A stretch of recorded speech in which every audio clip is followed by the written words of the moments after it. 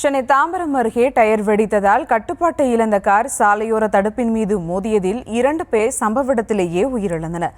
கூடுதல் விவரங்களோடு இணைகிறார் செய்தியாளர் கந்தன். வணக்கம் கந்தன், இந்த விபத்து குறித்தான முழு விவரங்கள். வணக்கம்.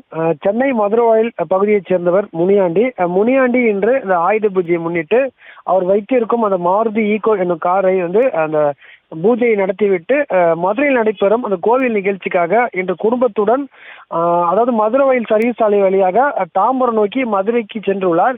அப்பொழுது தாம்பரம் அருகே வந்தபோது அந்த காரின் டயர் வெடித்து கார் கட்டுப்பாட்டை இழந்ததோடு கார் அங்கிருந்து தூக்கி வீசப்பட்டு அந்த மதுரவாயில் சர்வீஸ் சாலையில் இருந்த அந்த இரும்பு தடுப்பு மீது பயங்கரமாக மோதியது. இது மோதியதில் காரில் பயணம் செய்த அந்த 6 நபர்களும் தூக்கி வீசப்பட்டனர். அதில் ஒரு ஆண் பெண் இருவர் மட்டும் சம்பவ இடத்திலே பலியாகி உள்ளனர். அது மட்டும் இல்லாமல் சாலையில் படுகாயமடைந்த அந்த 4 நபர்களை அந்த பகுதியை வந்த வாகன ஓட்டிகள் ஆம்புலன்ஸ் மூலம் மீட்டு தற்போது குரம்பேட்டை அரசு மருத்துவமனைக்கு சிகிச்சைக்காக சேர்த்துள்ளனர். அது மட்டும் இல்லாமல் இறந்த அந்த 2 உடல்களை உடலுக்காக குரம்பேட்டை அரசு மருத்துவமனை கொண்டு சென்றுள்ளனர். மதுரைக்கு ஒரு சொந்த நிகழ்ச்சிக்காக காரில் சென்ற போது அந்த டயர் வெடித்து நடைபெற்ற சம்பவம் அந்த பகுதியில் ஒரு பரபரப்பை ஏற்படுத்தியுள்ளது. சம்பவ இடத்தில் சிட்லப்பாக்கம் போக்குவரத்து புலனாய்வு போலீசார் நேரடியாக விசாரணை மேற்கொண்டு தற்போது அந்த விசாரணையை செய்து வருகின்றனர்.